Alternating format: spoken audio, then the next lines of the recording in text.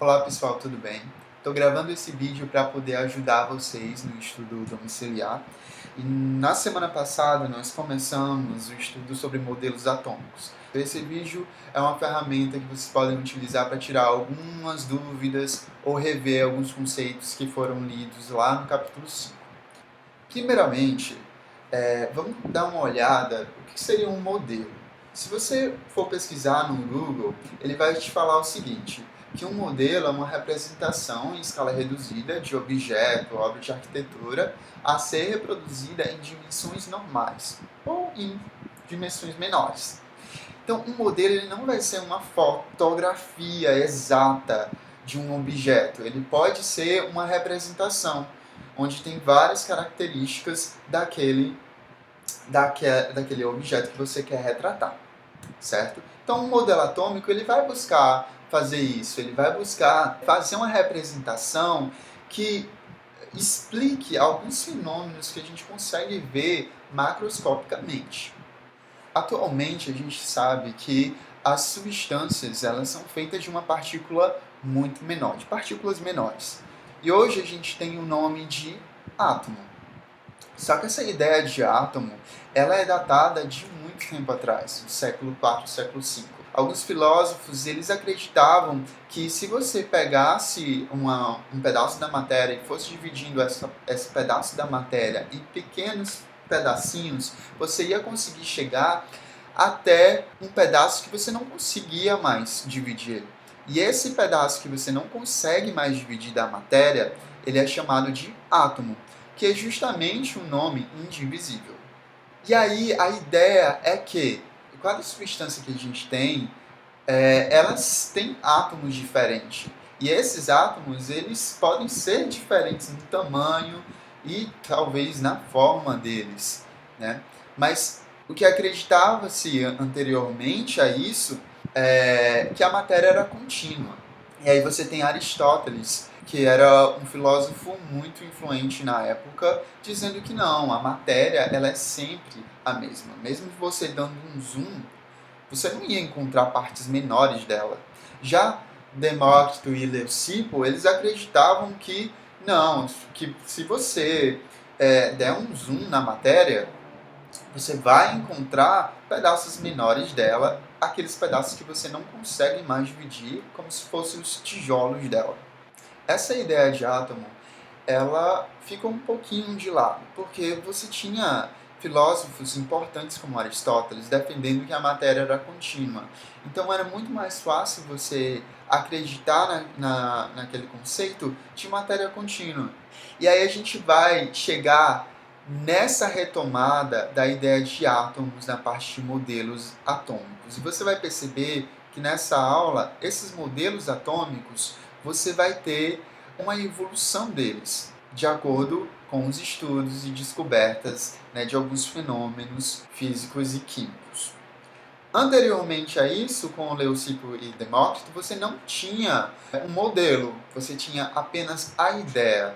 E aí, para você sair aqui do século IV ou V antes de Cristo e chegar em 1803, que é quando realmente tem um modelo, muita coisa se passou. E aí você vai ter o primeiro modelo atômico, que seria o de Dalton. O primeiro modelo que a gente pode falar aqui é o modelo de Dalton. E aí você percebe que ele é tipo uma esfera, como se fosse uma bola de sinuca. E aí ele postulou várias propostas de como seria aquele átomo. E aí ele veio na conclusão que toda a matéria é formada por átomos, tudo. O que seriam átomos? Seriam partículas esféricas maciças, ou seja, não tinha nenhuma parte oca dentro dela, ela é toda revestida. Indivisível, ou seja, você não conseguia dividir ela, e indestrutíveis, ou seja, você não consegue destruir. Claro que hoje a gente sabe que o átomo ele é dividido em outras coisas, a gente sabe que tem nêutrons, elétrons, prótons, então esses postulados aqui que eu vou falar são postulados do começo da ideia de átomo. Alguns deles não são mais verdadeiros, mas é importante a gente dar uma olhada justamente para saber a história de como foi que surgiu esse átomo, a ideia de átomo E algumas representações, elas ajudam a gente, ainda hoje, a explicar algumas coisas. Então, esse modelo de Dalton aqui, ele não é um modelo completamente finalizado, elaborado, mas ele consegue explicar algumas coisas. E a gente sabe que hoje você consegue destruir um átomo e transformar em outro. Segundo postulado aqui, ó, existe um tipo de átomo para cada elemento. A gente vai ver que às vezes o átomo ele se diferencia em algumas características com os outros, porém cada átomo, cada elemento tem um átomo específico. Átomos de um mesmo elemento são iguais entre si. Alguns átomos do mesmo elemento são bastante idênticos, mas tem alguns átomos de elementos iguais que eles podem ser um pouquinho diferentes. Hoje a gente sabe que existem os isóbaros, os isótons. Átomos de elementos distintos diferem quanto à massa. Alguns elementos, mesmo sendo o mesmo elemento, né, alguns átomos eles têm uma diferençazinha na massa. Esse postulado aqui, ele tem que ser revisado também. Uma substância composta é formada por espécies químicas de diferentes elementos que possuem quantidade fixa de cada um deles. Dalton deu o nome de átomos complexos e átomos compostos a essas espécies. Aqui ele já começa a falar sobre aquelas substâncias compostas que hoje a gente sabe que também vai ter vários átomos ligados. Aquelas substâncias, elas são meio que junções de alguns elementos diferentes. Hoje a gente não vai mais chamar de átomos complexos ou átomos compostos. Em uma reação química, os átomos se mantêm em tipo e quantidade, apenas ocorrendo o rearranjo deles na formação de novas espécies químicas. Então, realmente, você vai ter aqui nas reações químicas um rearranjo. Lá nas leis ponderais, a gente viu que os elementos eles vão se rearranjar, se organizar em uma reação química e você vai ter a mesma quantidade em massa de reagentes e produtos antes e depois também da reação. Esse modelo de Dalton teve uma inovação porque ele consegue explicar algumas reações de acordo com as leis ponderais. É importante ressaltar que essas características, esses postulados apresentados por Dalton, eles foram revisados, mas é importante a gente ver como se deu o desenvolvimento dessas ideias de átomo. Quando a gente trata de representação dos elementos, o Dalton, ele, como acreditava que os átomos eram esferas e eles eram diferentes entre si no tamanho, né, na massa, ele passou a representar desse jeito aqui. Hoje, claro que a gente não representa os elementos nessas esferas aqui. A representação hoje é um pouquinho diferente que eu vou mostrar para vocês. Então aqui, ó, ele representava o hidrogênio desse jeito, o nitrogênio desse jeito, o oxigênio. E aí quando ele falava em átomos compostos, eram justamente essas substâncias. A água, por exemplo, a representação para a água era justamente a ligação entre hidrogênio e oxigênio. Para o ácido carbônico, ele representava desse jeito, ó. Pegava os dois oxigênios, se ligava com um carbono. Então, se você perceber, ele já tinha a ideia de que essas substâncias eram feitas de átomos diferentes, era uma combinação. E sempre tinha essa combinação, ó. Um átomo de hidrogênio para um átomo de oxigênio seria a água. Já que para o ácido carbônico, um átomo de carbono com dois átomos de oxigênio. E assim para outras substâncias também.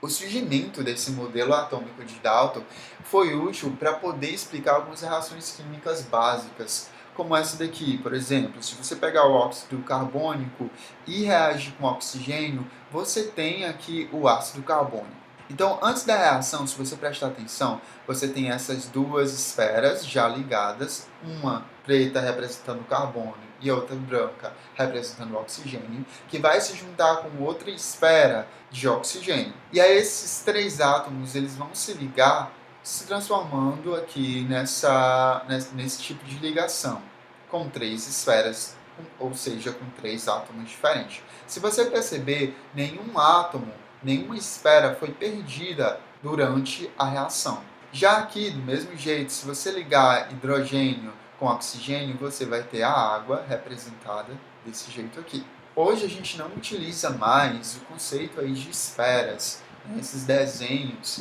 estranhos. Hoje a gente utiliza esses símbolos que vêm ou do grego ou do latim.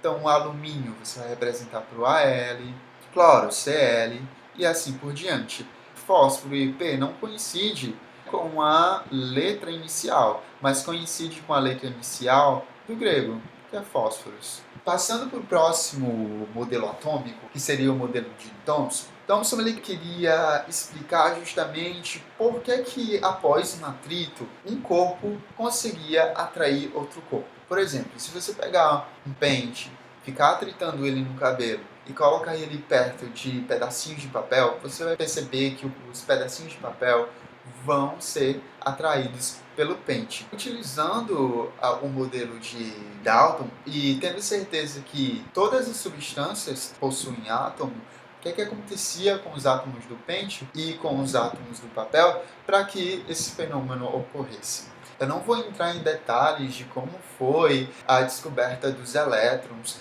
mas eu quero que vocês saibam que, a partir do momento que descobriram que esses elétrons estavam dentro dos átomos, os cientistas ficaram a se imaginar como é que esses elétrons eles estavam, essas partículas negativas estavam dentro daquele átomo. E aí o Thomson ele propôs esse modelo, onde os elétrons eles estavam dentro realmente aqui da esfera de Dalton. Thomson falou o seguinte, que esses elétrons eles estão dentro, fora, encostados aqui no átomo. O que lembra que hoje a gente chama de pudim de passas, esse modelo, né? Mas está mais para uma melancia com semente mesmo para mim, onde você tem os elétrons e toda essa parte aqui você tem um átomo. E essa parte do átomo, né, em vermelhinho, toda essa parte ela vai ser positiva, justamente porque os elétrons são partículas negativas. Então, para poder fazer com que essas partículas negativas fiquem juntinhas, você precisa de um corpo totalmente positivo. Nesse exato momento, gente, eu não estou falando de prótons, eu estou falando apenas de elétrons. Thomson ele não utiliza a ideia de prótons em nenhum momento do modelo atômico dele. Para ele, essa carga positiva está dentro toda aqui da melancia e os elétrons que são negativos. Para você ter um átomo, você vai ter que ter o seguinte, a quantidade de partículas positivas, de carga positiva, tem que ser igual à quantidade de carga negativa. Se você perceber aqui, eu tenho 6 cargas positivas com 6 cargas negativas. Se eu aproximar essas daqui, você vai ter aquele átomo neutro. Ele não vai estar nem positivo, nem negativo. Porém, se eu começar a retirar sementes aqui, que seriam os elétrons, essa carga total do átomo vai mudar. Quando você tem uma carga total do átomo totalmente diferente, ou positiva ou negativa, você vai ter íon.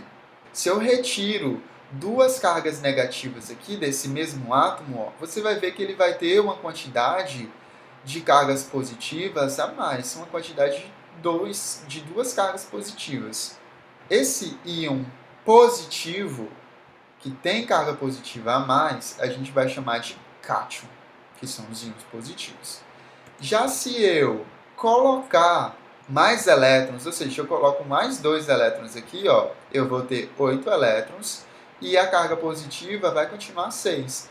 E aí a diferença vai dar que eu tenho 2 cargas negativas a mais. Então esse átomo ele está negativo. Esse átomo a gente fala que ele é um íon, na verdade, negativo. E esse íon negativo a gente chama de ânion. Então, se você tem um átomo, você tem um átomo que ele é neutro, ele nem é positivo nem negativo, porque ele tem uma quantidade exata de elétrons. Se você modificar a quantidade de elétrons, ou para mais ou para menos, se você retirar, você tem um íon positivo, porque está sobrando carga positiva, e aí você vai ter um cátion. Se você colocar elétrons, que são cargas negativas, você vai deixar o átomo negativo, e esse átomo negativo é chamado de íon negativo ou ânion.